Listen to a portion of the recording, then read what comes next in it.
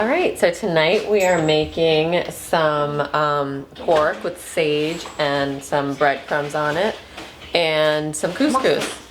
And the mustard, yeah. And couscous with some cranberries, and I was doing pine nuts, but somehow I can't seem to find any now in my house.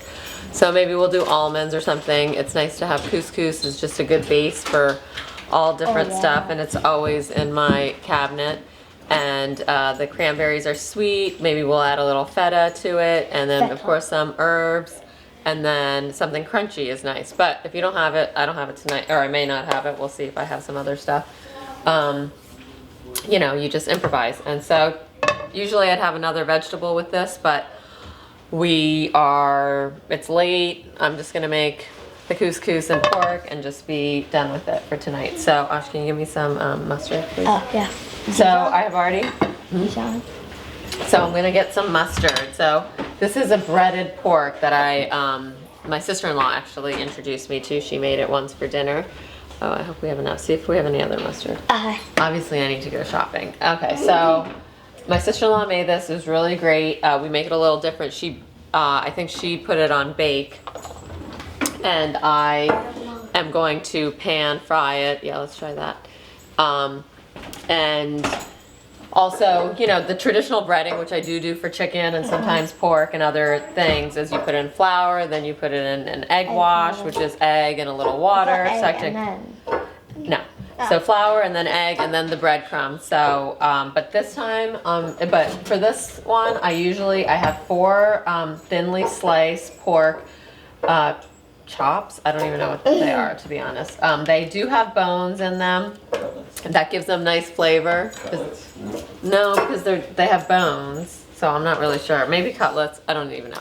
They just look like this. They're just some pork, there's some bones. Like, it's not really a pork chop, you're right, but so it's something like that. So they're pretty thinly cut, so they cook up quickly.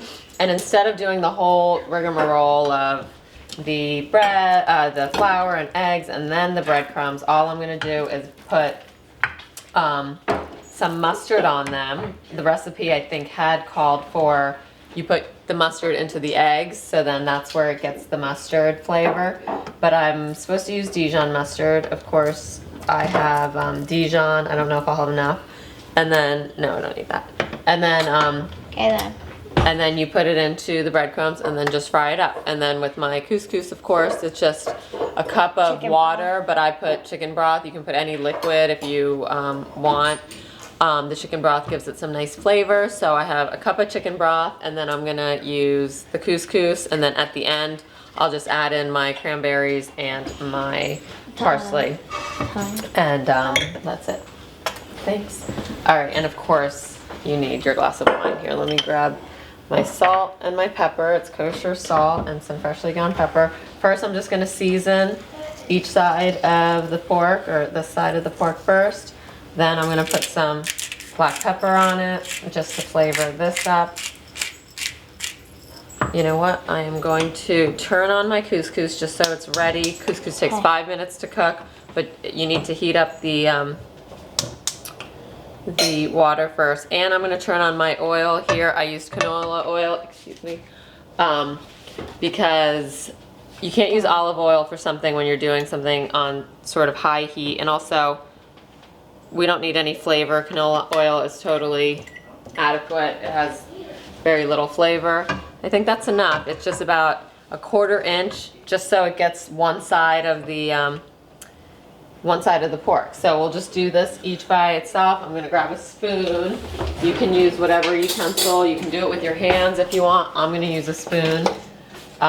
Again, I have my Dijon mustard. And then I'm just gonna squirt some on each one. Can you check if I have any more Dijon in there? Where? In the fridge? Or maybe in the pantry? I feel like I got some, but maybe not. All right. Dad, look in the pantry. All right, so of course I have no more left. All right, I'll keep it upside down. Maybe a little bit more will come out. And then all I do is just spread it around, put it on all over the pork. All over the pork here. And all over the pork here. Just All over the pork on this side. Honey bun, please stop. Okay, sorry. Just stop. Okay, and then I'm gonna put my spoon down. No. what is this? Dijon mustard.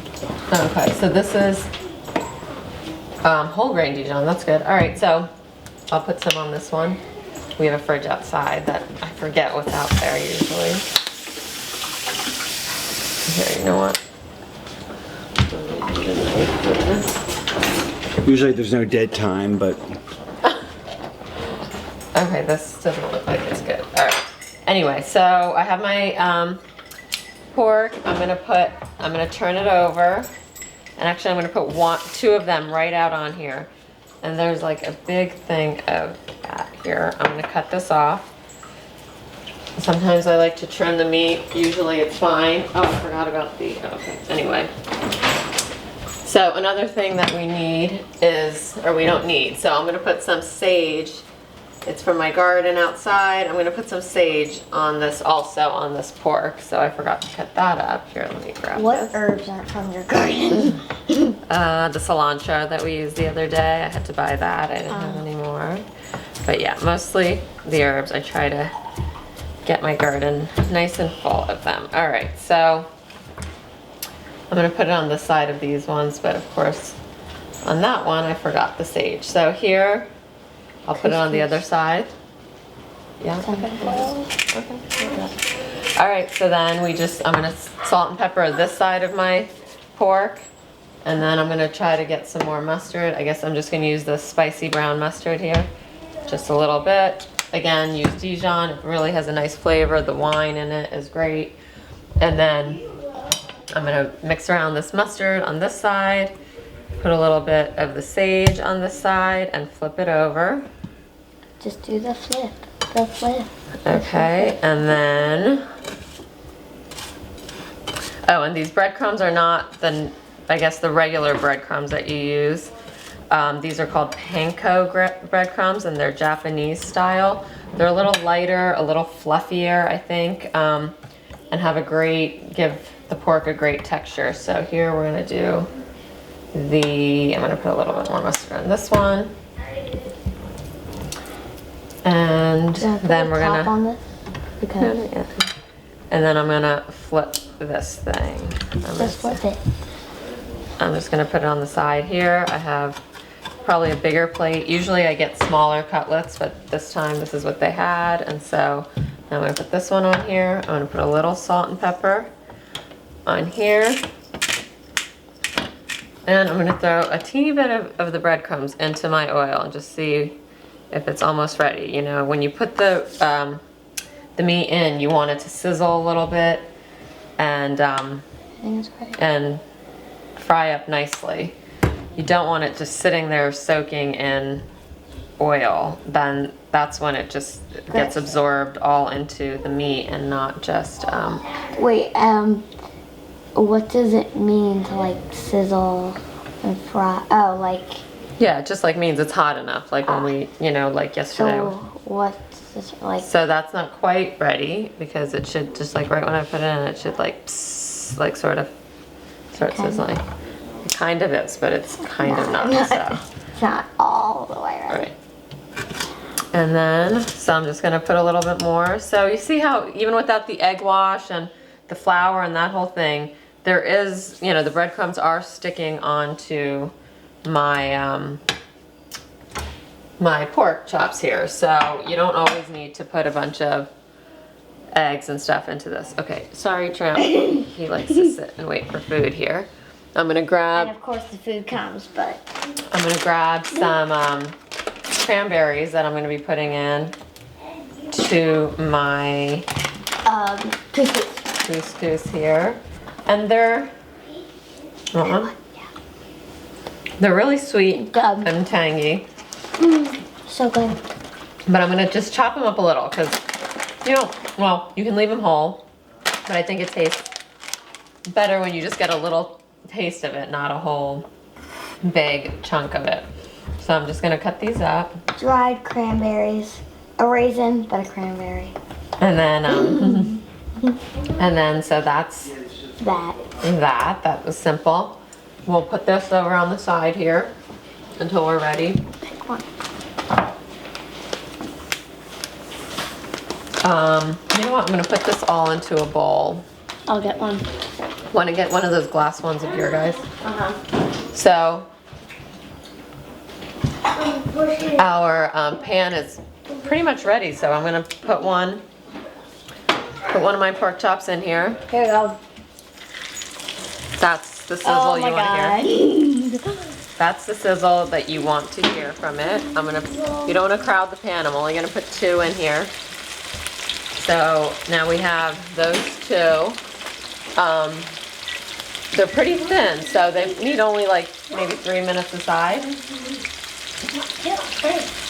then I'm just gonna put my cranberries in here. And another thing I need for my couscous is some parsley. So also, especially when it's from your garden, you want to make sure you have cleaned it nicely because sometimes it's in the mud and Buggy boos. so I'm going to actually wash this one more time because I see some mud on here.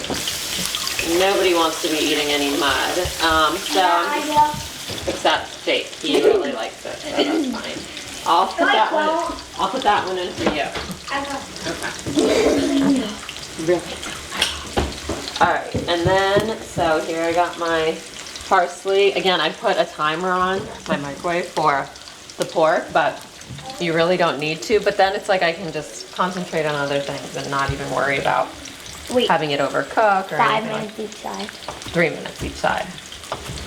So here we are. This is the parsley that's going into the couscous, so everything will be ready while the meat, rests for 5 minutes. Our